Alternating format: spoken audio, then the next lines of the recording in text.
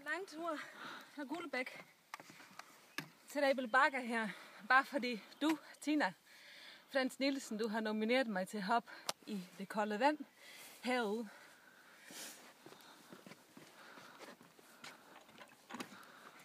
Så er jeg kommet hertil. Står ikke så. Jeg nominerer 3 personer. Først så siger jeg tak til Tina Frans Nielsen for den her nominering. Det er jeg rigtig glad for. Og så nominerer jeg 3 personer til også at hoppe i det kolde vand. Den første, det er den uægte holdkaptajn. Han hedder Niels Peter Andersen. Han har i år igen tillusket sig den her rolle som kaptajntitel, eller kaptajn for hold 3. Der er mange, der er meget, meget ked af det, men vi kunne ingenting stille op. Der er også mange, der havde hellere set den anden kaptajn, men nu er det sådan, eller holdleder på hold 3. Niels Peter, nu skal du hoppe i det kolde vand, du får 48 timer. Og hvis ikke du gør det, så skal vi lige have den her. Så skylder du mig en pakke Space Cookies. Rigtige Space Cookies.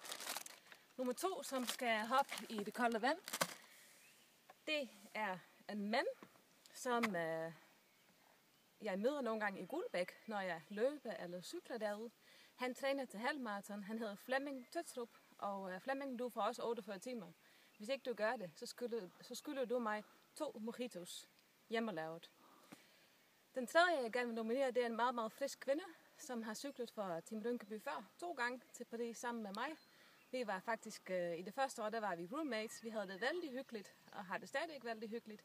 Det er en kvinde, der forstår at cykle mega hurtigt, samtidig med, at hun forstår at feste hele natten igennem, hvis det er det, der skal til. Så jeg 3 fra 48 timer for at komme ind i det kolde vand. Kvinden, hun hedder Hanna Møller, det glemte jeg lige at sige. Nu er det så min tur. Heldig af mig. Jeg kan lige nå det inden klokken 9, som er fristen. Tina Frans Nielsen. Så skal vi lige have med tøjet her.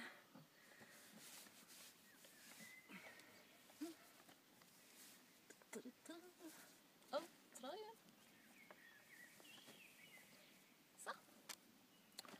Og så hopper jeg i på den her måde her. Det er lidt mere spændende. Og så er det nok ikke så koldt, når man gør det på den her måde.